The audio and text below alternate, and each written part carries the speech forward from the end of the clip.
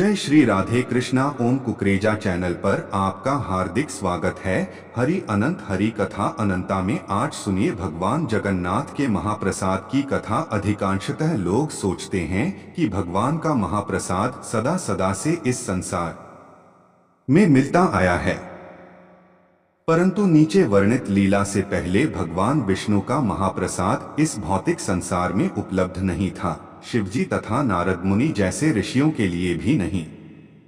फिर कैसे महाप्रसाद इस संसार में आया? इस संबंध में चैतन्य मंगल में एक कथा आती है। एक दिन कैलाश पर्वत पर नारद मुनि की भेंट शिवजी से हुई। नारद मुनि उन्हें भगवान श्री कृष्ण और उद्धव के बीच वार्तालाप का वर्णन करने लगे। इस चर्चा में उद्धव भगवान के महाप्रसाद की महिमा गान करते हुए कहते हैं, हे भगवान, आपकी महाप्रसादी माला, सुगंधित तेल, वस्त्रों और आभूषणों और आपके उच्छिष्ट भोजन की स्वीकार करने से आपके भक्त आपकी माया शक्ति पर विजय प्राप्त कर लेते हैं। हे कैलाशपति, नारद मुनि ने आगे कहना जारी रखा, यह सुनकर मेरे हृदय में भगवान विष्णु का महाप्रसाद चखने की तीव्र उत्कंठा जागृत हुई है। इस आशा से मैं वैकुंठ गया और जी जान से माता लक्ष्मी की सेवा करने लगा। 12 वर्षों तक सेवा करने के पश्चात एक दिन लक्ष्मी जी ने मुझसे पूछा, नारद, मैं तुम्हारी सेवा से अत्यंत प्रसन्न हूं, तुम मनचाहा वर मांग सकते हो। नारद जी ने हाथ जोड़कर कहा, हे माता, चिरकाल से मेरा हृदय एक बात को लेकर पीड़ित है। मैंने आज तक कभी भगवान नारायण के महाप्रसाद का आस्वादन नहीं किया है। कृपया मेरी यह अभिलाषा पूरी कर दीजिए। लक्ष्मी देवी दुविधा में पड़ गई। लेकिन नारद, मेरे स्वामी ने मुझे कठोर निर्देश दिए हैं कि उनका महाप्रसाद किसी को भी न दिया जाए। मैं उनकी आज्ञा का उल्लंघन कैसे कर सकती हूं? परंतु तुम्हारे लिए मैं अवश्य कुछ व्यवस्था करूंगी। कुछ समय पश्चात लक्ष्मी देवी ने भगवान नारायण से अपने हृदय की बात कही कि कैसे उन्होंने गलती से नारद मुनि को भगवान का महाप्रसाद देने का वचन दे दिया है। भगवान नारायण ने कहा, हे प्रिय, तुम्हें बड़ी भरी गलती की है, परंतु अब क्या किया जा सकता है? तुम नारद मुनि को मेरा महाप्रसाद दे सकती हो, परंतु मेरी अनुपस्थिति में। इसीलिए भक्तों को भी प्रसाद कभी भी अर्चा विग्रह के सामने बैठकर ग्रहण नहीं करना चाहिए। नारद मुनि ने आगे कहा, हे महादेव, आप विश्वास नहीं करेंगे, महाप्रसाद के मात्र स्पर्श से मेरा तेज और आध्यात्मिक शक्ति 100 गुना बढ़ गई।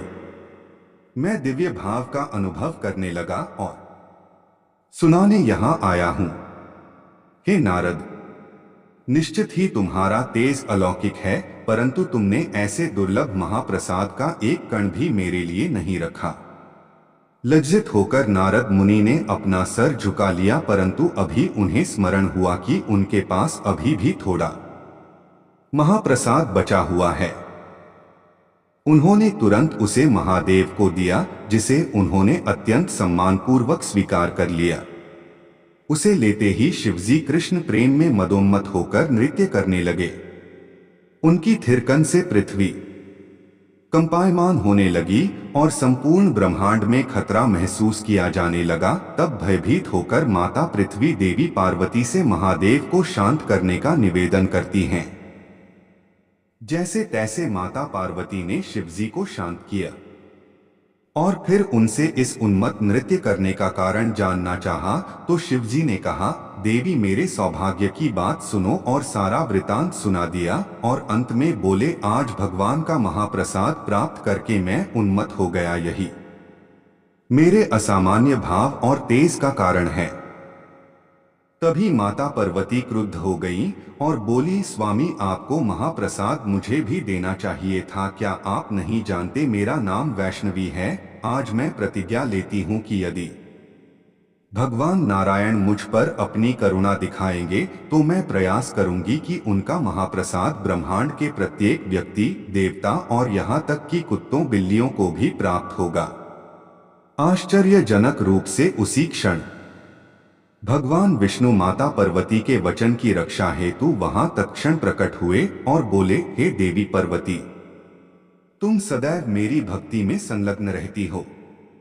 उमा और महादेव मेरे शरीर से अभिन्न हो। मैं तुम्हें वचन देता हूं कि मैं स्वयं तुम्हारी प्रतिज्ञा को पूर्ण करूंगा और पुरुषोत्तम क्षेत्र जगन्नाथपुरी में प्रकट होऊंगा और ब्रह्मांड में प्रत्येक जीव को अपना महाप्रसाद प्रदान करूंगा।